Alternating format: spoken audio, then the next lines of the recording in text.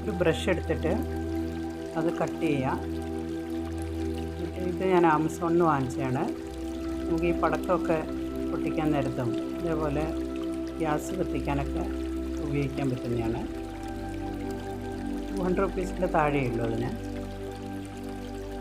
Cut ചെയ്ത ബ്രഷിൻ്റെ ഒരു ഭാഗം ചൂടാക്കി ഉരുക്കി അത് അറ്റാച്ച് ചെയ്യുക, ജോയിൻ ചെയ്യുക. നേരത്തെ ഞാൻ എടുത്ത് വെച്ചൊരു ബ്രഷാണ്.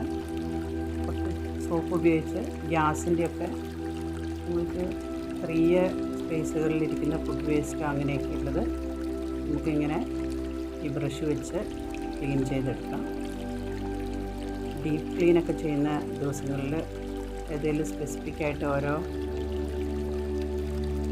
ചെയ്യുന്ന ദിവസങ്ങളിൽ ഇങ്ങനെ ബ്രഷ് ഉണ്ടെങ്കിൽ ഉപയോഗിക്കുക. അതേപോലെ കുപ്പി, ബോട്ടിലിൻ്റെ ഉൾഭാഗം, സ്കൂളിൽ കൊണ്ടുപോകുന്ന കുട്ടികളുടെ ബോട്ടിലിൻ്റെ ഉൾഭാഗം, അങ്ങനെയുള്ള പ്ലേസൊക്കെ ഡയറക്റ്റായിട്ട് നമുക്ക് ക്ലീൻ ചെയ്തെടുക്കാം. അതൊരു 10-15 മിനിറ്റ് വെയിറ്റ് ചെയ്യണം.